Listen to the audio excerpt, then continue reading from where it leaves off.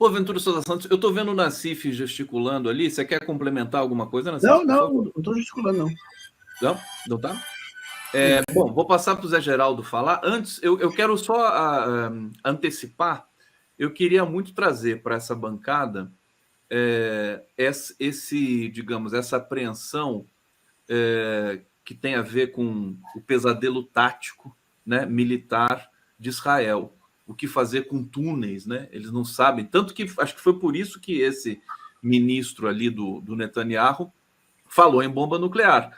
Ele foi punido pelo Netanyahu, mas não deixa de ser, digamos, uma informação de que ele tenha falado nisso, né? Aliás, o Putin também falou nisso e as pessoas estão falando nisso nesse momento pelo mundo. Enfim, as articulações que vão acontecendo, esse instrumento que é um instrumento em tese dissuasivo, mas que começa a ser uma outra coisa nesse momento. Ele passa também a entrar na dimensão retórica. Então, eu queria antecipar o seguinte, antes o Zé Geraldo vai falar também nessa toada da pergunta que o Nassif propôs e da reflexão do Boaventura, mas o que esperar os próximos passos ali, digamos, o pesadelo tático militar do Netanyahu, o fato de o Netanyahu estar a perigo, ele pode cair, porque a própria população de Israel não quer o Netanyahu no cargo que ele está, até onde eu sei, e a pressão dos veículos, agências internacionais, os próprios jornais ocidentalizados, o próprio Haaretz, que é o jornal israelense, está muito forte em cima desse bombardeio diário de violência, né? As cenas são chocantes. Eu não recebo muita coisa pelo Zap, porque eu não participo de muitos grupos, mas ontem eu dei uma pesquisada. Enfim, você não consegue assistir. Você vê o sofrimento de criança sendo tirada debaixo dos escombros, assim, o tempo todo. Então, fica antecipado. Vou passar para o Zé Geraldo e depois o Nassif vai refinar essa questão e a gente vai seguir aqui. Professor Zé Geraldo. Então, são muitas camadas de uma realidade que tem historicidade, que tem questões de convocação econômico-financeira e que tem um conteúdo também teológico, cultural, forte.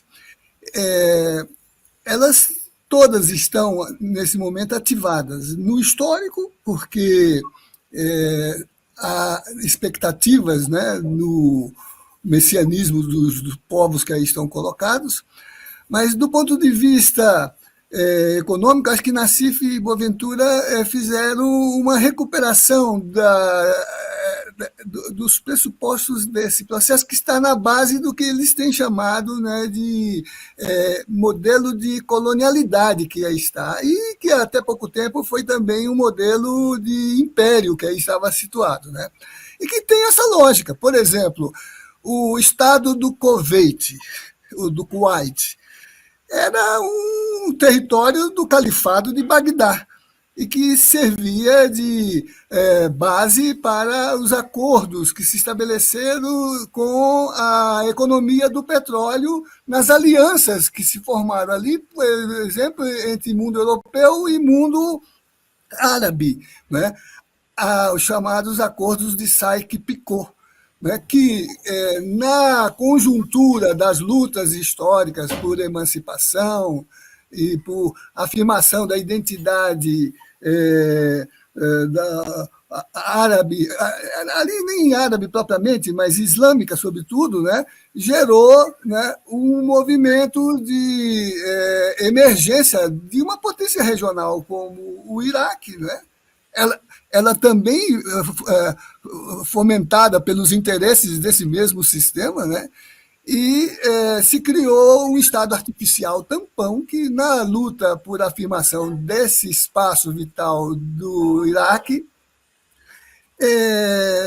Saddam Hussein resolveu reivindicar. O Iraque nunca existiu, foi uma construção artificial. E quando existiu, foi parte do califado de Bagdá, né? O Estado do Panamá, Ele nunca existiu. O Estado do Panamá era uma extensão do território da Gran Colômbia que recusava a demanda americana para construir o canal do Panamá.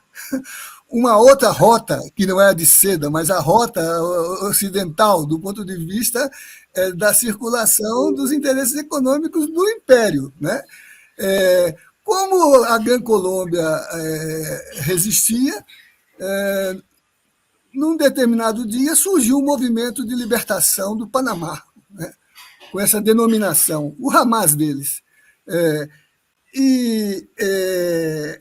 Que, bem armado, bem mantido pelos Estados Unidos, não conseguiram fazer uma transformação da Colômbia, mas criaram no Istmo um lugar de resistência que a Colômbia também não conseguia sufocar.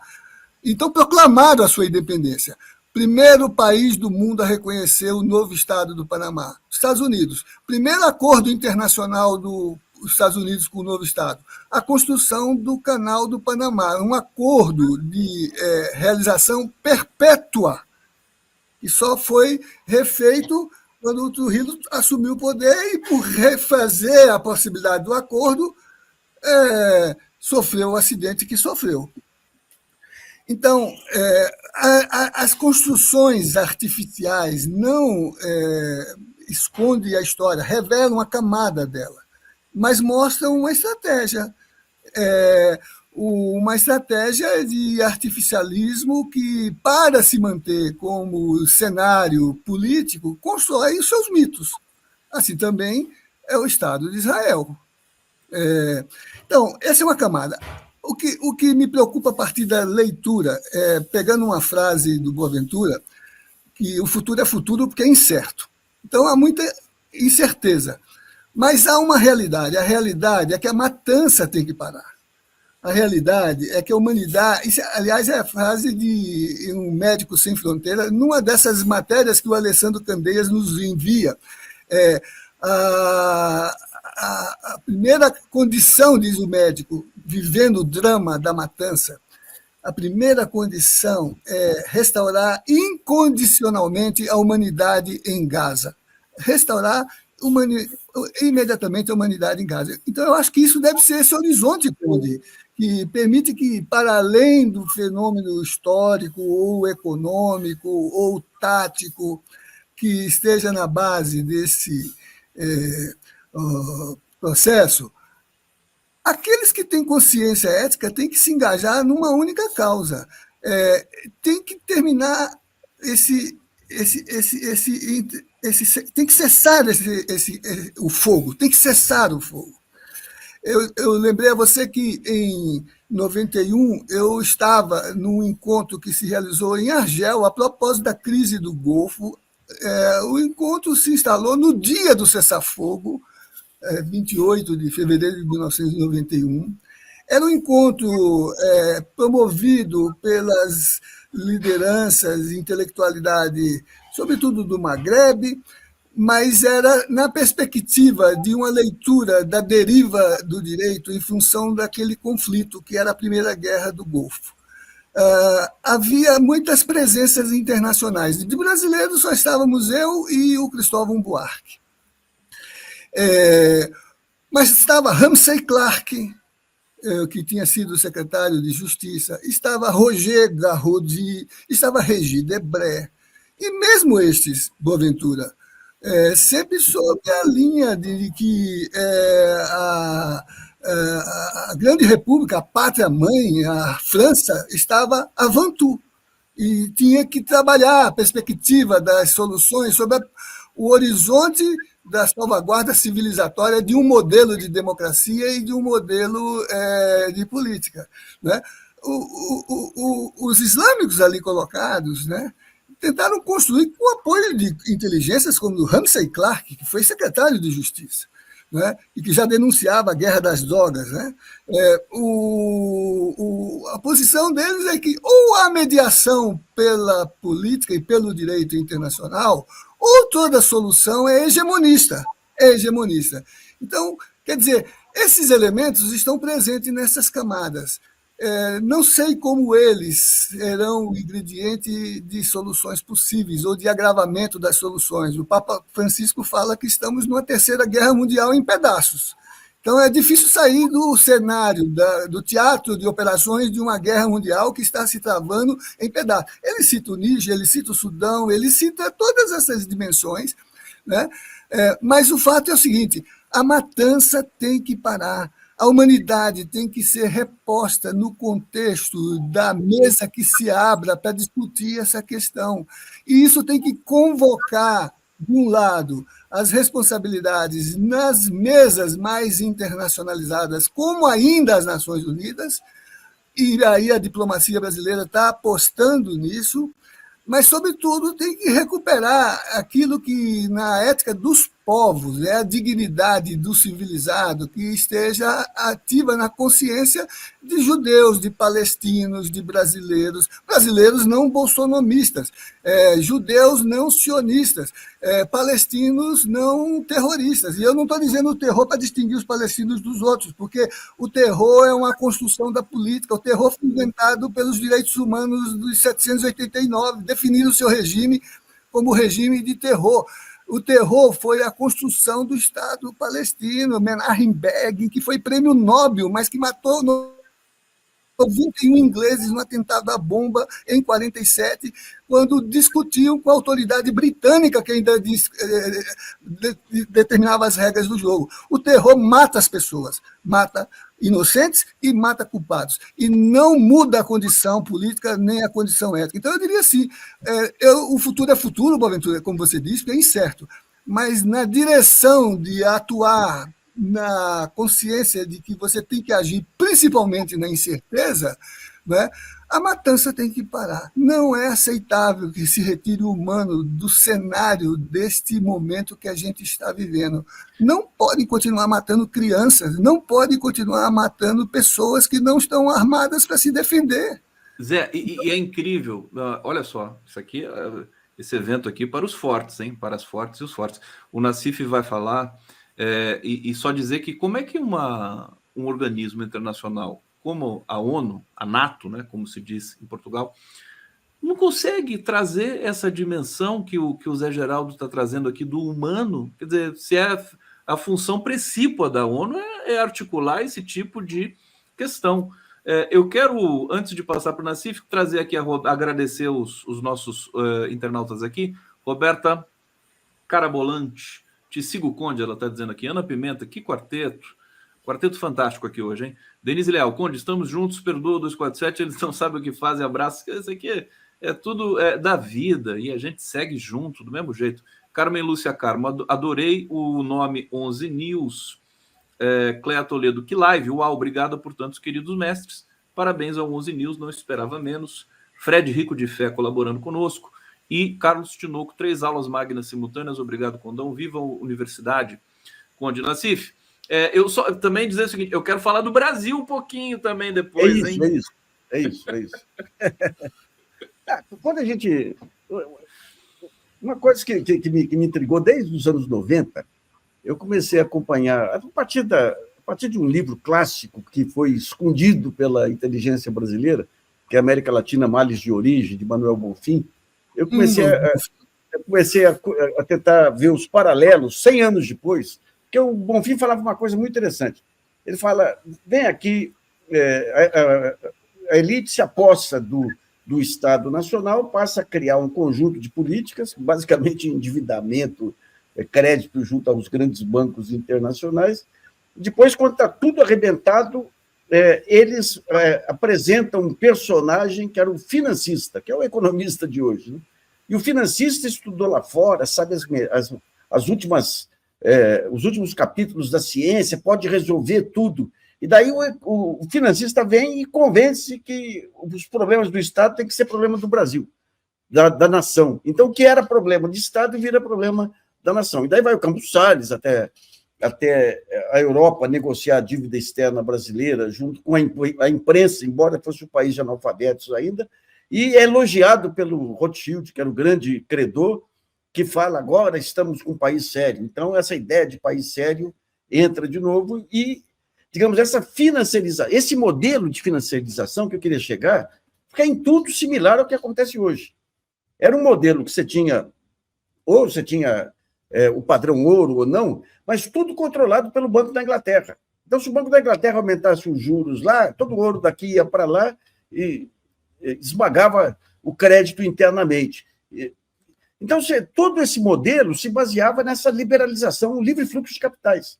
Todos os problemas decorrentes do livre fluxo de capitais, o país tinha que se adaptar para poder consertar sem mexer no livre fluxo de capitais.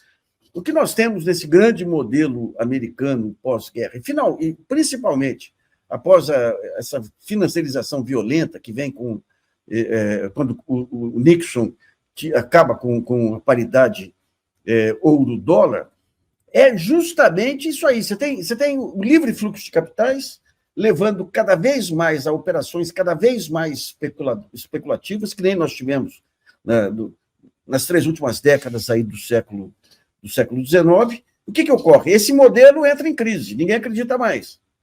Daí começam a surgir formas alternativas, que é o comunismo na Rússia, é o fascismo, é o nazismo, pela falência de um modelo extraordinariamente explorador. Então, hoje o que nós vemos é coisa muito similar. Digamos, esse modelo da ultrafinanciarização, e se vocês pegam os argumentos de um século atrás e agora, eram os mesmos. Precisamos dar todo o poder ao capital. Outro dia, aquele grande filósofo de porcaria, que é o Luiz Roberto Barroso, repetiu isso na Inglaterra. A teoria do transbordo. Desculpe a implicância, é que eu sou muito dispersivo, eu resolvi ter foco de implicância, que é o Luiz Roberto Barroso. Ele vai na Inglaterra e fala isso, não, tem que dar todo, ou na França, aqueles encontros de lobistas com autoridades lá, e fala o seguinte: precisamos dar todo o espaço às empresas, porque as empresas crescendo transborda para o país o desenvolvimento. Que era toda a lógica do capital lá do século XIX e é toda a lógica agora.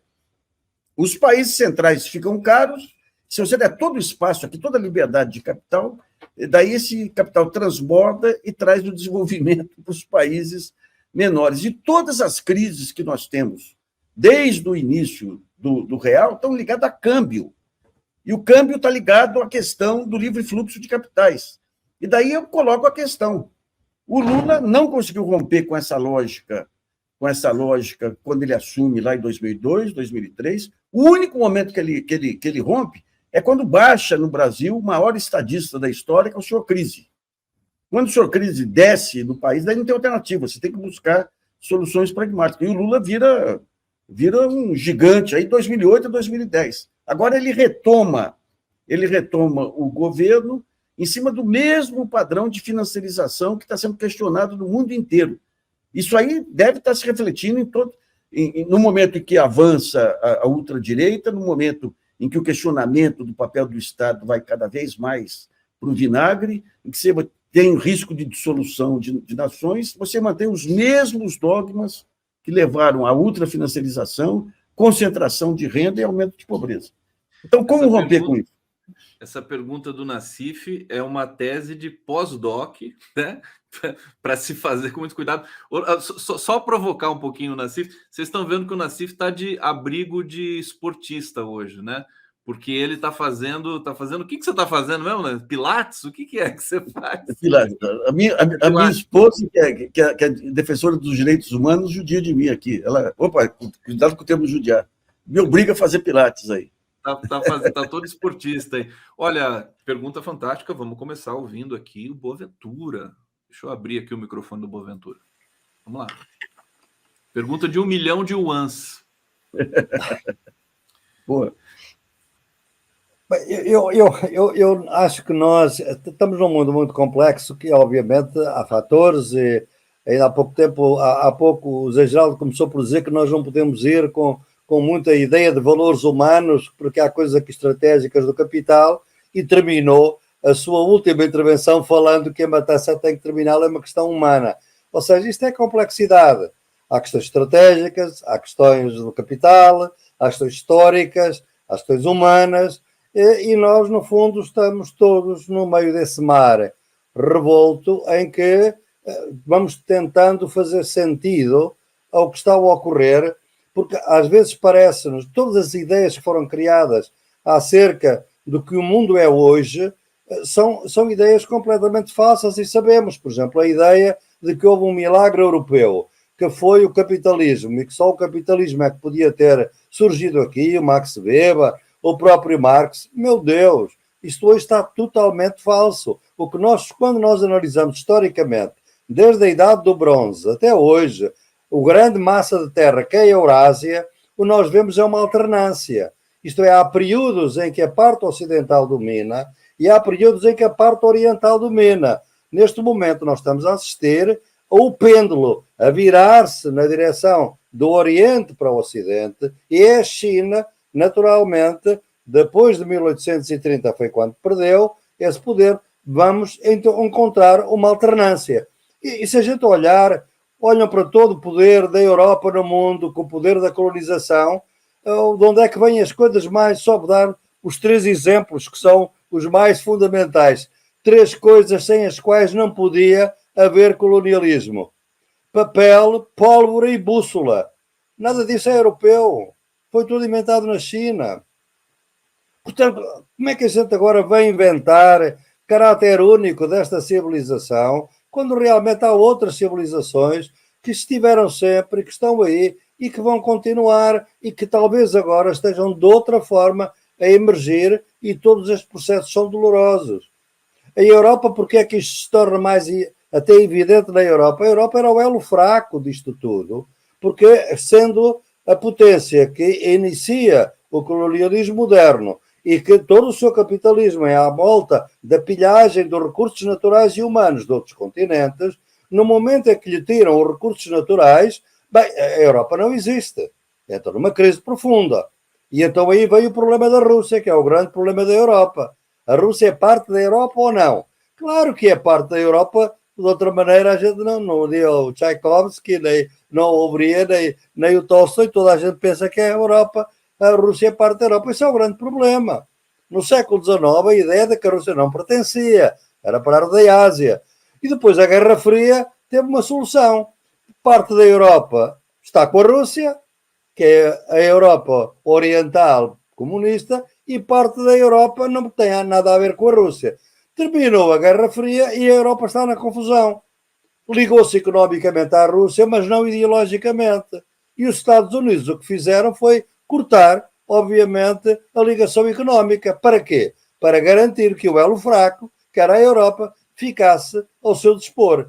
Quando os impérios declinam, eles têm que declinar trazendo em primeiro lugar os seus aliados mais próximos, que era a Europa. Era o continente mais débil, porque foi o continente derrotado por 2 guerras no século XX. O continente mais violento do mundo.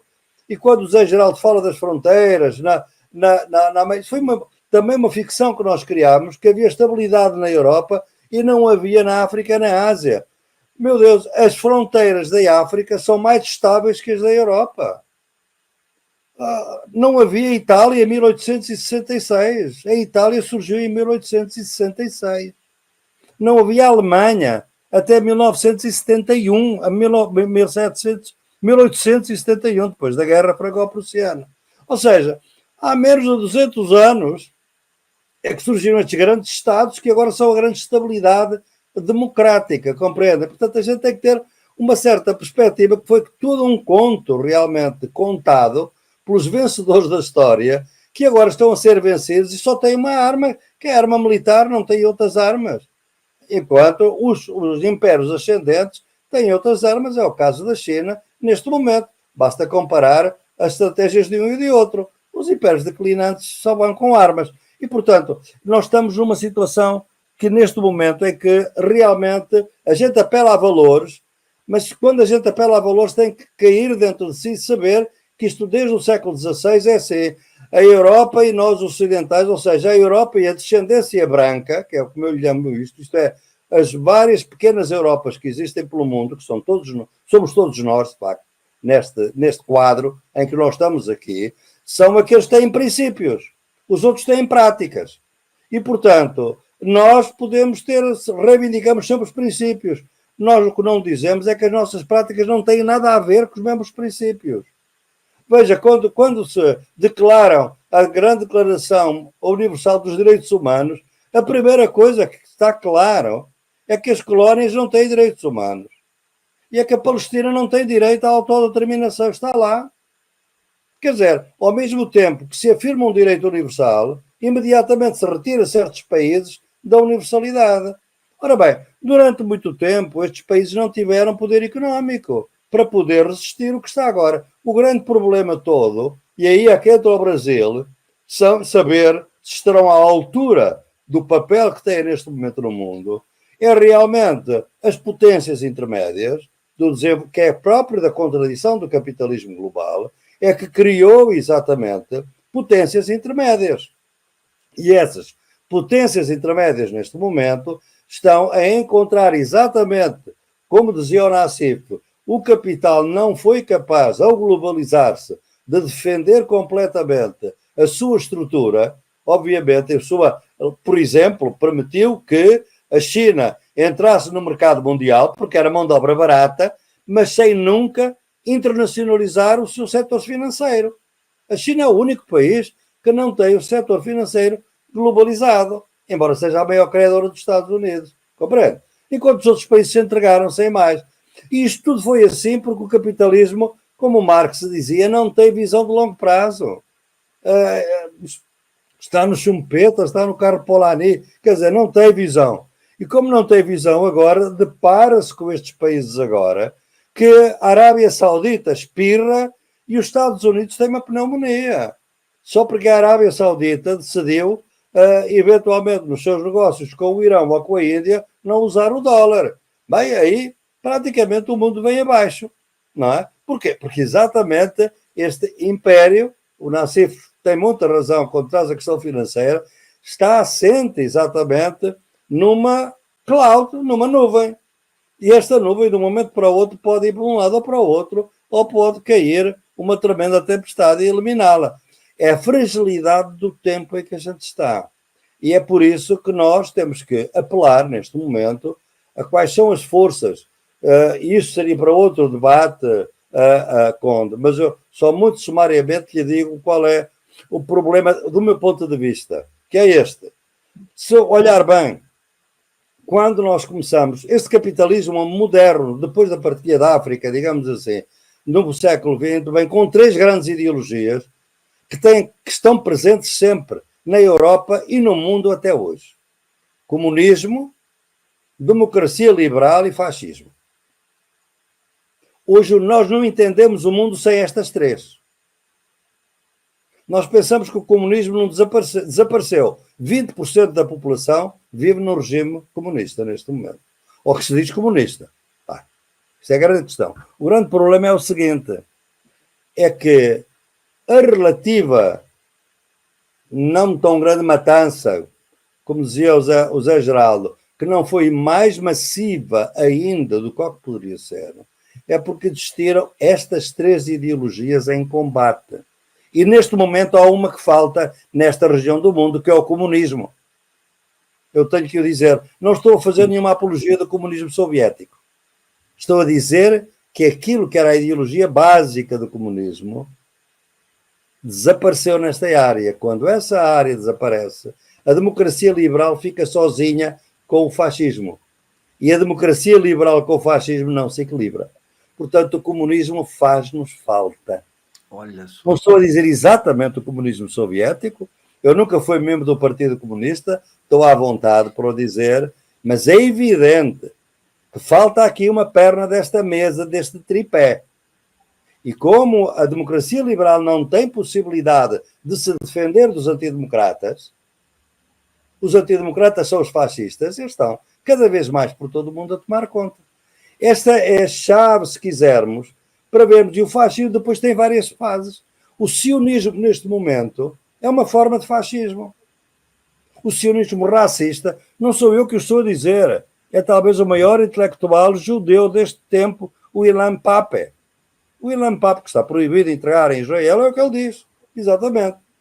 E as igrejas neopentecostais, com o tal cristianismo o sionismo cristão é outra forma de fascismo.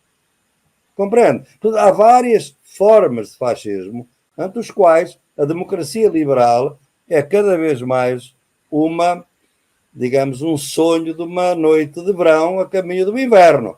E esta é que é a nossa preocupação.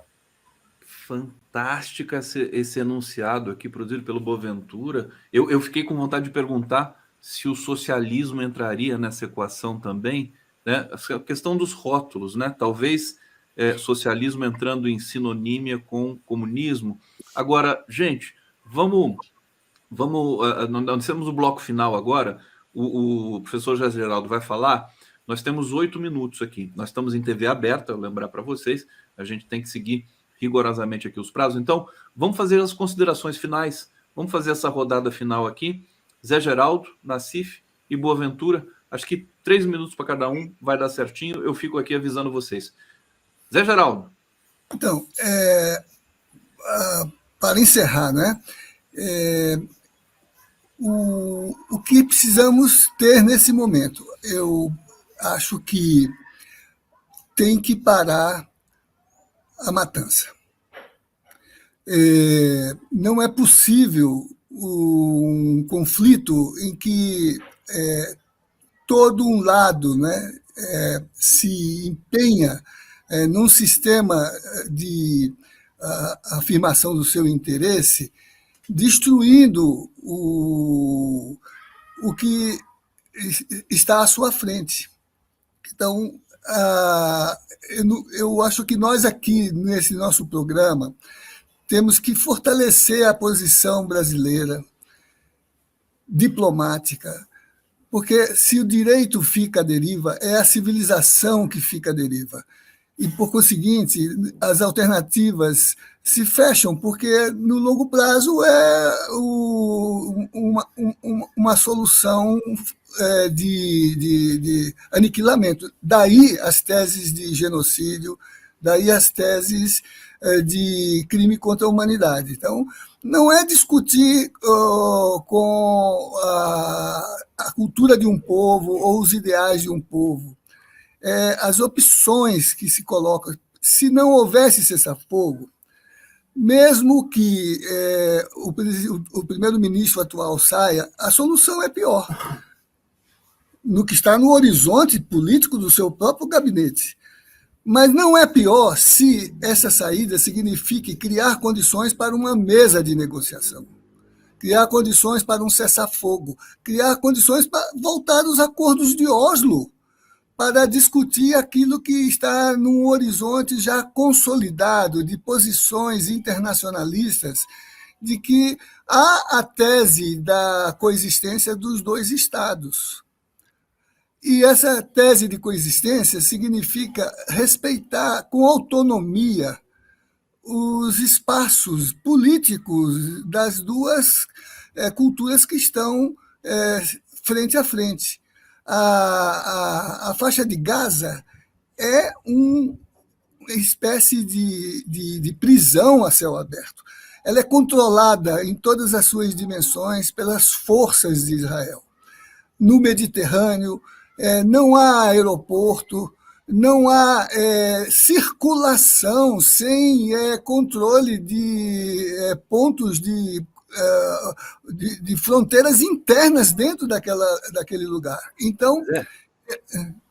Não, pode concluir. Não, eu digo, a gente tem que fortalecer esta posição brasileira, porque essa posição brasileira permitiu que, no momento do veto, os Estados Unidos ficassem isolados e corresponsáveis com Israel pela não colocação de uma alternativa política, mas mobilizou os outros países a construir itens de uma agenda que permita, num primeiro momento, parar a matança. Tem que parar a matança. Perfeitamente. Parar a matança. Nassif, foi um momento muito importante, realmente, aquele do veto. Contigo, Nassif. Deixa eu falar rapidinho sobre um dos dogmas aí desse modelo que foi consolidado a partir aí do fim da União Soviética, né? Nós tivemos, até os anos 80, o Estado como um grande propulsor de desenvolvimento, especialmente em nações aqui do Sul, na própria União Soviética. E daí você vem, com as mudanças tecnológicas, você precisa ter uma flexibilização nesse controle estatal. E nós tivemos dois modelos, aí que tem as sutilezas, digamos, entre os modelos de organização da sociedade e os modelos econômicos, que os Estados Unidos vendem a ideia da teoria do choque, ou seja, tem que privatizar tudo, dar um choque, deixar o mercado livre, e o mercado livre vai se equilibrar, né? Isso aí acaba, digamos, essa preponderância ideológica liquida com a social-democracia europeia, que passa a aceitar como verdade absoluta, graças aí à conivência da academia. E nós tivemos dois modos de tratar isso. O modo chinês foi o quê? Foi identificar aqueles setores que são críticos, aqueles setores que são estratégicos, e manter controle estatal, seja através de regulação, seja através de empresas estatais. E nós tivemos o modelo soviético, que consistiu em explodir tudo. Apareceu um monte de bilionários lá e destruiu a União Soviética. E quando você olha para o Brasil, com o Fernando Henrique, usou a teoria do choque. Com o Plano Real, eles ganham uma força política, passam a ter uma desregulação sem tamanho, passam a abrir mão de todas as áreas estratégicas, a começar da energia, que o Brasil tinha uma baita de uma vantagem competitiva aí, que joga para o espaço. Telefonia, quando veio a Espanha para cá, o pessoal da Telesp, que era a estatal paulista, falou, pô, nós somos muito melhores do que eles. E esse modelo agora está sendo revisto aí por várias publicações, por uma discussão que está começando a explodir na economia mundial e não explodir na economia brasileira, aí, que continua ainda refém dessa história. Luiz Nassif, aqui no 11 News, para fechar esse debate, Boaventura Souza Santos, a palavra é sua. 2 minutos temos, querido Boaventura. É uma situação colonial que tem que ser resolvida pela libertação. Em 1973, Amílcar Cabral era um terrorista, Agostinho Neto da Luanda era um terrorista, Samora Machel era um terrorista para os portugueses e para os ocidentais todos. A partir de 25 de abril de 1974 eram heróis da libertação destes países. Não há heróis na Palestina, por enquanto, só há terroristas, porque a situação é colonial. Portanto, é uma solução anticolonial que é necessária. O Brasil não pode estar de bem com Deus e com o diabo, que é praticamente o que tem sido. Eu não sou tão adepto da diplomacia brasileira neste momento, porque há ambiguidade total numa questão colonial. Temos que saber de que lado estamos. E que estamos do lado é dos oprimidos e dos colonizados. Os colonizados são os palestinianos, que estão a pagar uma culpa que a Europa, por um bocado da Europa, e não tem culpa nenhuma do que lhe está a acontecer. Portanto, o Brasil não pode estar bem com Deus e com o diabo, porque isso é a tal ideia dos princípios que depois vai continuar a matança, não para a matança de maneira nenhuma. É isso que eu espero. Que pare. Mas para isso é preciso uma solução anticolonial. Verdadeiramente. Preciso que os países também saibam endurecer, né? Não adianta só pedir, né, para parar, né? Eles não vão atender, né? A gente já percebeu isso. Boaventura Souza Santos, quero te agradecer muito aqui, o privilégio sempre estar diante de ti, diante da tua fala tão importante. Professor Zé Geraldo Souza Júnior, trazendo toda essa dimensão poética também aqui para o nosso debate. Luiz Nassif, vamos para mais uma rodada de Pilates agora? Olha lá o Nassif, pode ligar o microfone, Nassif. Vamos se despedir aqui. Agradecer o carinho. Agora, em nome dos direitos humanos, eu quero fazer ginástica só no computador. O carinho de todos vocês aqui. Obrigado. Amanhã estaremos de volta mais uma vez às 11 horas, porque esse é o novo 11 News. Vocês ficam agora com a nossa abertura e fechamento. Até lá. Valeu! Um abraço.